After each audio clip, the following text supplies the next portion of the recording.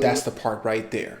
Okay. Watch. I want daddy. He wants daddy? Place him straight back, John. Don't talk to him, just place him straight back in timeout. To support mum with what she's doing. That's the part right there. That's the key we've been wanting to see for a long time. Somebody to say, no touch, no talk, no eye contact, or at least minimize it to the maximum extent possible. Then you can go ahead and put them in timeout. So finally, we get to see it done right. Welcome back to another tantrum reaction. Today, we're here to react to the biting during timeout tantrum. This is a common behavior for extremely aggressive, very, very young children. Even those that are sometimes not so aggressive. You will see biting. Sometimes it's sensory. Sometimes it serves other needs. But we'll also see, finally, something being done correctly. We've done a lot of reactions where things have gone wrong. Don't do this, don't do that. Finally, I have one where we get to show you that's how you do it. So we get to see a success story. We get to see some common behaviors that you might be having questions about. But nonetheless, we are here to give you information that you can use and really need. So without any further ado, let's go to the biting during timeout tantrum. Which gave mum an opportunity to step up. Okay. Yeah, being bitten is really rough for both involved. Because you bit Carly, you're going to set in timeout. She explained To the person being why bit? he was on that bench, and she walked away. This is him protesting.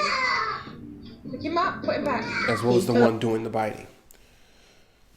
Because if you're a parent of somebody who has bit another child, the first thing that happens to you is your heart drops into your stomach because you start to think, wow, how bad must they be if they're biting people? This is something that animals do. And I'm not here to qualify the child or whoever's doing the biting. I'm here to tell you what commonly people think when this happens. Why? Because I've had to counsel many teachers, many parents, brothers, uncles, sisters, grandparents on what to do when somebody starts biting. So this is a situation to where it looks like they're using a timeout, which is a punishment-based procedure. But let's see it all the way through to see exactly what it is they're doing first. She placed him back time and Putting time him again. back on his timeout chair. No. 4, 6. Well, this number is getting kind of high. I'm not sure if this tantrum is effective. Mum was doing really good at the discipline, but then Dad walked in, and I wanted to nip the possibility of him sabotaging this by getting him involved. Okay. Watch. I want daddy. He wants daddy? Place him straight back, John. Don't talk to him, just place him straight back in timeout. To support mum with what she's doing. That's the part right there. That's the key we've been wanting to see for a long time. Somebody to say, no touch, no talk, no eye contact, or at least minimize it to the maximum extent possible. Then you can go ahead and put them in timeout. So finally, we get to see it done right. At least that part was done right. What I'm not too happy about during this timeout is how many times they have to put him back into timeout because he bit.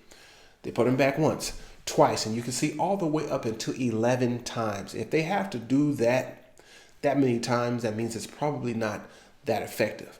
In the long term, it can be, but in the short term, it's not working. So what is the deal?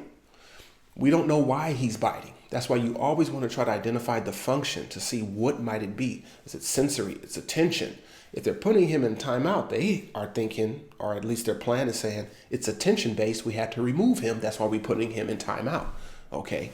Or else it's pointless to put somebody in timeout. But let's continue. I don't want to give all the cookies away in the beginning. Let's see what else goes on here.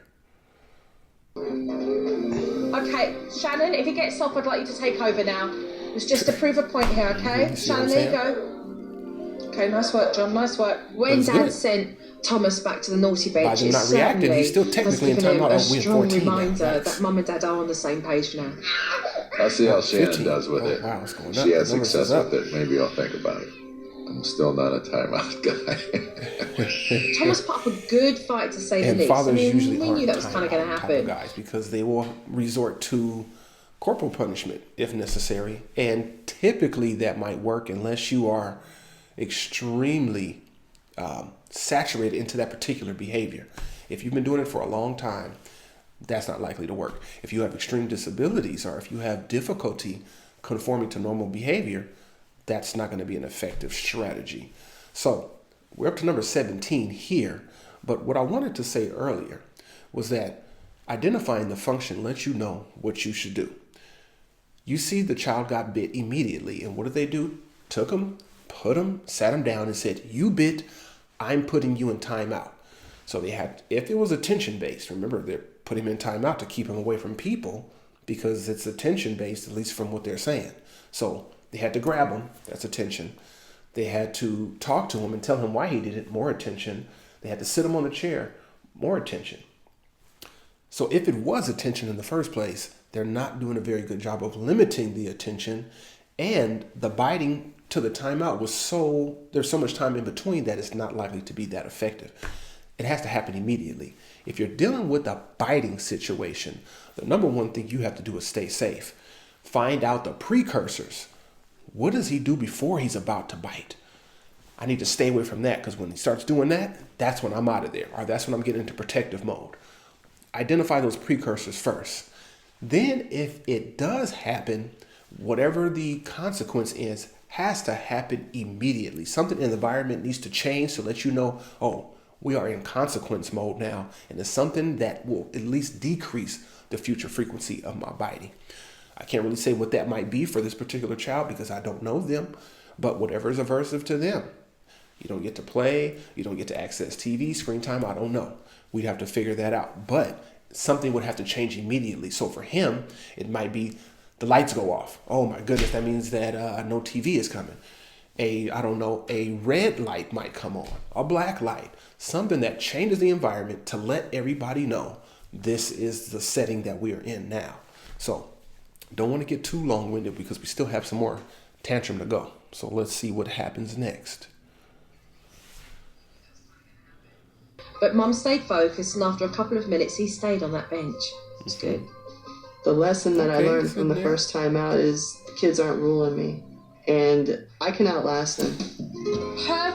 I'm sorry, but before I go any further, when I saw him sitting there swinging his legs, looking at Mama do her work, it reminded me of the many times children get sent out of class for misbehaving straight to the office where they sit there and look at all the fun things going on around them that they never get to see sitting in the boring classroom. Not that all classes are boring, but what's going on in the office is novel, is new. So they're taking papers. Somebody's coming in, kicking and screaming because they've got in trouble. Oh, and here comes a parent, and they haven't been here before. I've seen that parent. Oh, wow, somebody's coming with a bunch of roses. Somebody got roses today because it's the 4th of July. Whatever the case may be, a lot of stuff is going on. But that's what that reminded me of. So, is it really punishing or is it reinforcing the behavior? We don't know. Still too early to tell.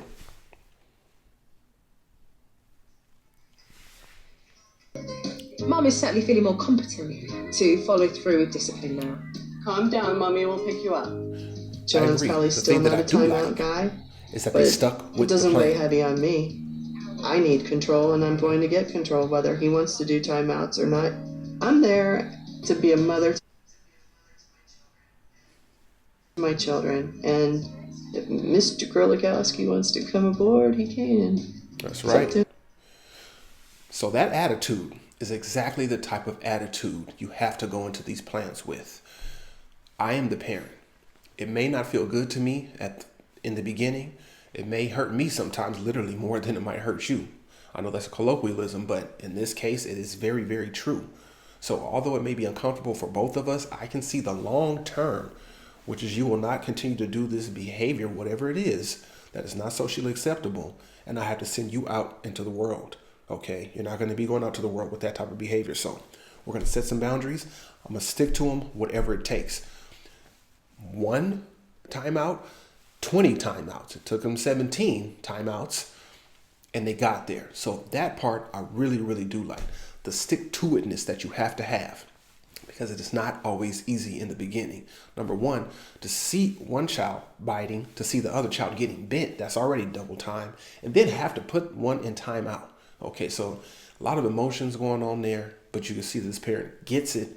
I think that this person has helped them out tremendously, coaching them through it, and that's why coaching can really, really help if you don't know what to do, because whooping, taking things away just on face value is not going to automatically change the behavior. So I thought this was a great one because it did show the attitude you have to have and the skill set that you have to continue with it, even when you don't see immediate results. So this is one you can rewind, listen to it again, because there was a lot of information in there. And if you find yourself in this situation and you need some coaching, you can always look at our information in the bio. Contact us at JediLearning.com or any of our other socials, and we can give you a free consultation to kind of help you out and let you know what we can do for you if you are in a situation like this. So this was the biting during tantrums timeout. Hope that you enjoyed the information that you got. Hope you can implement it if you are experiencing this.